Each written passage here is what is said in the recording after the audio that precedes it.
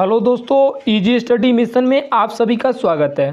So guys, हमारे channel पे group D के स्टूडेंटों के लिए बहुत ही इम्पोर्टेंट सीरीज चल रहा है, जिसके अंतर्गत लास्ट ईयर में पूछे गए साइंस के क्वेश्चनों को कवर किया जा रहा है। तो दोस्तों, आज के वीडियो में 18 सितंबर 2018 के सेकंड शिफ्ट में जितने भी क्वेश्चन पूछे गए थे, उन सभी क्वेश्चनों को हम यहाँ पर सॉल्व करने वाले हैं। और दोस्तों, 2021 में आप भी ग्रुप डी का एग्ज़ाम देने वाले हैं, तो ये वीडियो आपके लिए बहुत ही ज़्यादा खास होने वाला है। तो वीडियो को पूरा लास्ट तक देखिएगा। चलिए सीधे वीडियो को स्टार्ट करते हैं। तो यहाँ पे पहला क्वेश्चन है, किसी सैटेलाइट और पृथ्वी के बीच आकर्षण का गुरुत्वाकर्षण बल, यहाँ पे खाली स्थान है, को तेजी प्रदान करता है। किसको तेजी प्रदान करता है? अभिकेंद्र बल को, तनाव बल को, समतली बल को, या अपकेंद्र बल को? तो यहाँ पे जो राइट आंसर हो जाएगा ऑप्शन नंबर ए, अभिकेंद्र बल को। सैटेलाइट और पृथ्वी के बीच का आकर्षण का गुरुत्वाकर्षण बल अभिकेंद्र बल को तेजी प्रदान करता है। ऑप्शन ए यहाँ पे बिल्कुल सही उत्तर हो जाएगा। दोस्तों, यहाँ पे आप जो भी क्वेश्चन देख रहे हैं, 18 सितंबर 2018 के सेकेंड शिफ्ट में पूछे गए सभी क्वेश्चन है, बिल्कुल जेन्युइन क्वेश्चन है, ओरिजिनल क्वेश्चन है। किसी भी क्वेश्चन को दूसरे एग्जाम से नहीं लिया गया है। ठीक है, आपके मन में बिल्कुल भी डाउट नहीं होनी चाहिए कि यहाँ पे जो भी क्वेश्चन है दूसरे एग्जाम से लिया गया है, ऐसा बिल्कुल भी नहीं है। ये सभी ग्रुप डी के एग्ज़ाम के ही क्वेश्चन है। तो चलिए अब अगले क्वेश्चन की तरफ चलते हैं। क्वेश्चन नंबर सेकंड है, दूध वाला ताज़े दूध में थोड़ा सा बेकिंग सोडा मिलाता है। क्यों मिलाता है दूध वाला बेकिंग सोडा? दूध की अम्लीयता को रोकने के लिए, या दूध के स्वाद को बेहतर बनाने के लिए, या दूध में क्रीम को बढ़ाने के लिए, या दूध में गाढ़ेपन में सुधार के लिए? तो यहाँ पे राइट आंसर हो जाएगा ऑप्शन नंबर ए, दूध के अम्लीयता को रोकने के लिए दूध वाला दूध में बेकिंग सोडा मिलाता है। ऑप्शन ए यहाँ पे बिल्कुल राइट आंसर हो जाएगा है। ठीक है, चलिए अब अगले क्वेश्चन की तरफ चलते हैं। क्वेश्चन नंबर थर्ड है, चालक तार की पीवीसी के द्वारा कोटिंग करके किसको रोका जाता है? रिसाव ड्राफ्टिंग को, ओवरलोडिंग को, शॉर्ट सर्किट को, या फ्यूजिंग को? तो यहाँ पे राइट आंसर हो जाएगा option number C, short circuit को रोका जाता है पीवीसी के कोटिंग के द्वारा। ठीक है, क्वेश्चन की तरफ चलते हैं। क्वेश्चन नंबर 4 है, 6 केजी द्रव्यमान और 480 जूल स्थितिज ऊर्जा वाली एक वस्तु को ऊंचाई पर रखा गया। ज़मीन से उस वस्तु की ऊंचाई ज्ञात कीजिए। बहुत ही इंपॉर्टेंट क्वेश्चन है और इस तरह का क्वेश्चन एग्जाम में कई बार पूछा भी गया है। तो चलिए इसको सॉल्व करते हैं। तो दोस्तों, इस क्वेश्चन को सॉल्व करने के लिए हमें एक फार्मूला की ज़रूरत पड़ने वाली है। तो फार्मूला होता है स्थितिज ऊर्जा W बराबर mgh। क्या होता है? स्थितिज ऊर्जा W बराबर mgh। तो इसी फार्मूले के पर निम्न मान को चलिए रखते हैं। तो यहाँ पे W का मान दिया हुआ है 480 जूल। आगे लिखते हैं, यहाँ पे M का मान दिया हुआ है 6 kg। G का मान सबको पता है कि 10 होता है। H का मान हमें नहीं पता है, तो H के स्थान पे क्या रखते हैं? H रख देते हैं। अब इसके आगे जब हम गुणा कराएंगे तो यहाँ पे कितना हो जाएगा? 60 हो जाएगा। 60 गुणे H, 1 0 से 1 0 कैंसिल हो जाएगा, और 6 से जब 48 को काटेंगे तो कितना आ जाएगा? 8। यानी कि H का मान कितना आ गया? 8। यानी कि ऑप्शन नंबर डी यहाँ पे बिल्कुल राइट आंसर हो जाएगा। आशा करता हूँ कि ये क्वेश्चन आपको बहुत ही अच्छे से समझ में आया होगा। तो दोस्तों, वीडियो को एक लाइक कर दीजिएगा, क्योंकि इतना तो बनता ही है। ठीक है, चलिए अब अगले क्वेश्चन की तरफ चलते हैं। क्वेश्चन नंबर 5 है, 4 कार्बन परमाणुओं वाले हाइड्रोजन के साथ जुड़ने वाला उपसर्ग है। मतलब कि कार्बन की संख्या यदि 4 हो तो इसमें से किस उपसर्ग को हम वहाँ पे जोड़ेंगे? तो राइट आंसर हो जाएगा ऑप्शन नंबर बी, ब्यूट।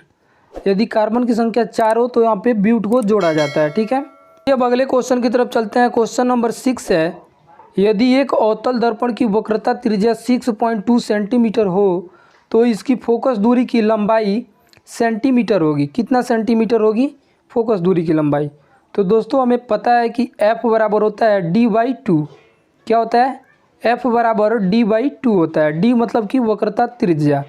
तो D का मान यहाँ पे दिया हुआ है 6.2 सेंटीमीटर। कितना दिया हुआ है? 6.2 सेंटीमीटर। और यहाँ पे फॉर्मूला में बट्टा में 2 है, जब इसको हम काटेंगे तो कितना आ जाएगा? 3.1 सेंटीमीटर।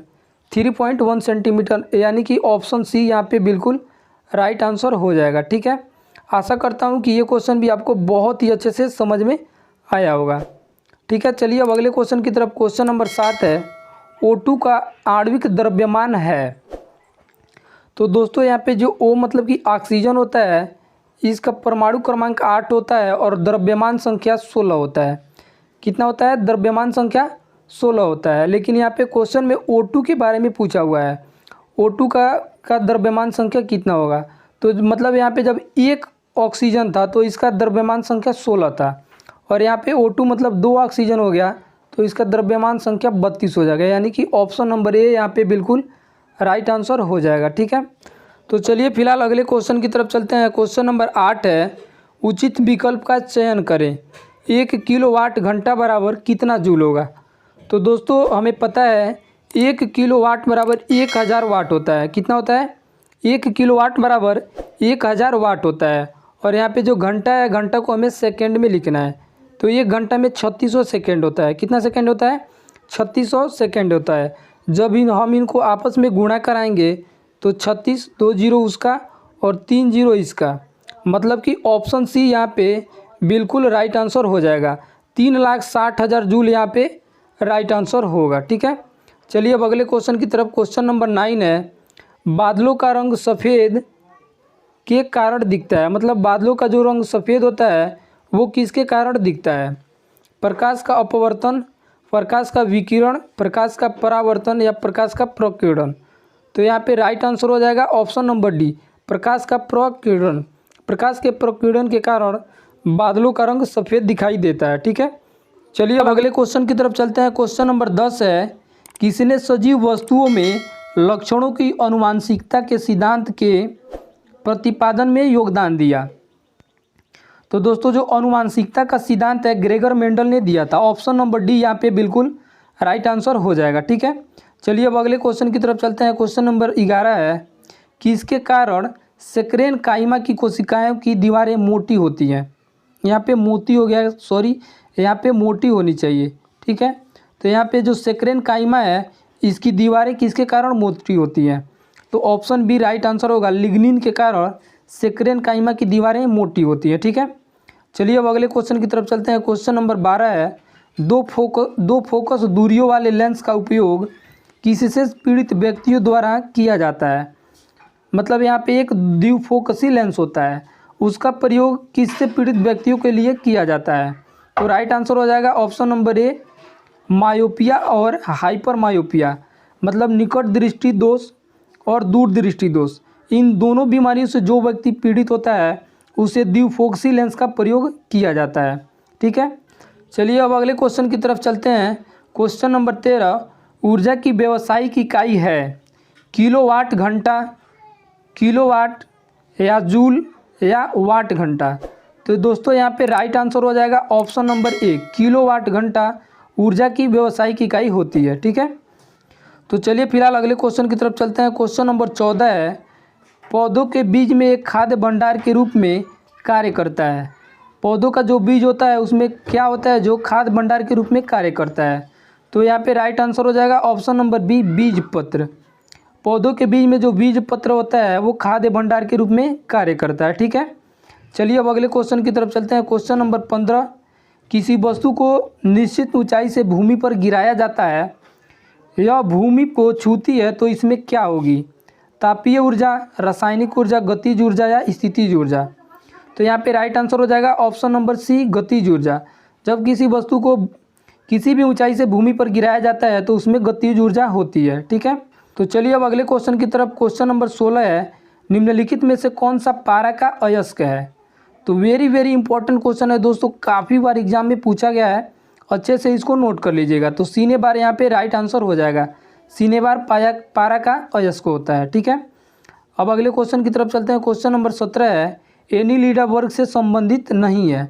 दोस्तों क्वेश्चन को हमें अच्छे से पढ़ना है, ध्यान से पढ़ना है। अक्सर एग्जाम में हमसे यही गलती होती है कि नहीं को हम नहीं देख पाते हैं और गलत आंसर टिक करके चले जाते हैं।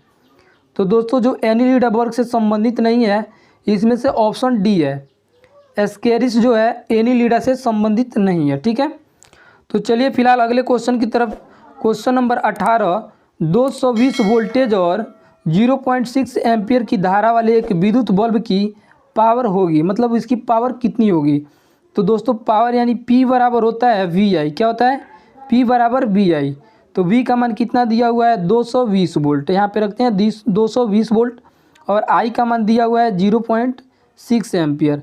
जब हम इसको गुणा कराएंगे तो यहाँ पे 144 वाट कितना 144 वाट आ जाएगा, यानी कि ऑप्शन ए यहाँ पे बिल्कुल राइट आंसर हो जाएगा। दोस्तों आशा करता हूँ कि ये वीडियो आपके लिए बहुत ही ज़्यादा हेल्पफुल साबित होगी। तो दोस्तों अगर आपने हमारे चैनल को अभी तक सब्सक्राइब नहीं किया तो प्लीज़ चैनल को सब्सक्राइब कर लीजिए। तो चलिए अब मिलते हैं अगले वीडियो में, तब तक के लिए गुड बाय।